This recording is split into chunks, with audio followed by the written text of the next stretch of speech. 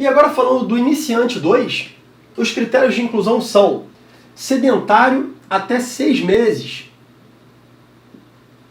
diferente do iniciante 1, que é mais de um ano de sedentarismo, e entre 3 e 6 meses de experiência.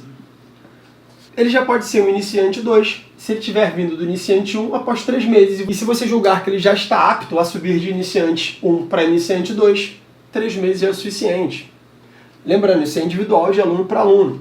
A frequência semanal ainda são de 2 a 4 vezes na semana. A divisão do treino ela pode ser única, igual ao iniciante 1, ou ela pode ser um parceladinho, A e B.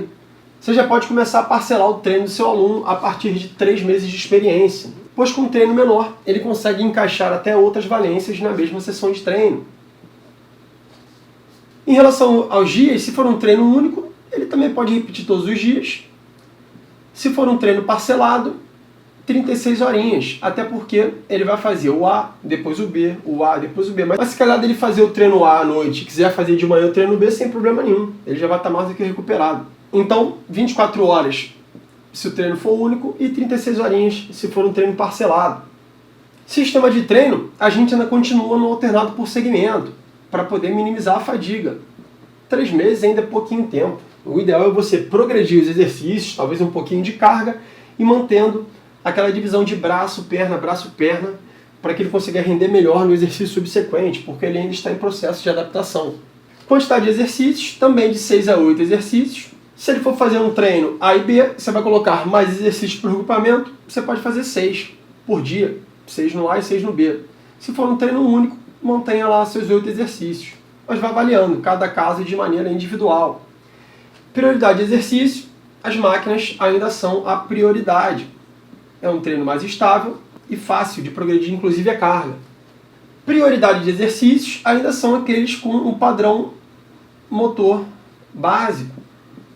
São os exercícios introdutórios dentro lá do nosso método progressão de treino. Aquela caixinha com os exercícios introdutórios.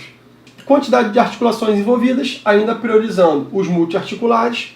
Foco da atenção, ainda o foco externo, em relação especialmente aos padrões motores. Focar, aprender a fazer o movimento, e não a contração muscular isolada ou específica. Ordem de exercício, começando mais uma vez pelos complexos e terminando nos mais simples, reduzindo os níveis de fadiga. Métodos ainda não há necessidade de usar. Número de séries, a gente já pode fazer no mínimo 2 séries, 2 a 3 séries. Faixa de repetição ainda de 8 a 10, para minimizar o erro na execução dos exercícios. Sobrecarga ainda relativamente boa, aquele pezinho, né? Ah, tá bom, sabe que tá leve, mas pode manter porque o cara está se condicionando. Falha concêntrica, não há necessidade de atingir a falha no iniciante 2.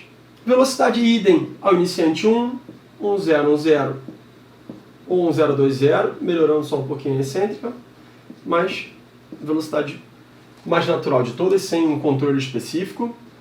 Amplitude livre de dor e específica de exercício, igual a 1. Intervalo entre as séries, ainda de 30 segundos a 1 minuto. Intervalo entre os exercícios, de 1 a 2 minutos. E duração do treino, também de 8 a 12 sessões. Falar com o cliente que ele vai ficar 2 meses com aquele treino é bem relativo. Por quê? Às vezes, se ele faz 4 vezes na semana e você prescreveu 12 treinos para ele, em 3 semanas ele mata.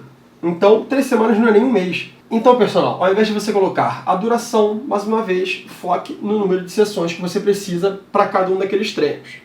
Perceba que, em comparação ao iniciante 1, o que a gente mudou foram os critérios de inclusão, claro, a divisão de treino, que agora já pode ser um parceladinho, consequentemente, calhando aqui também no tempo de descanso de uma sessão para outra do mesmo treino, e o número de séries, que aqui a gente já coloca no mínimo 2 séries, quando no iniciante 1 é apenas uma. Então perceba, do iniciante 1 para o iniciante 2 não há grandes mudanças, há apenas a progressão.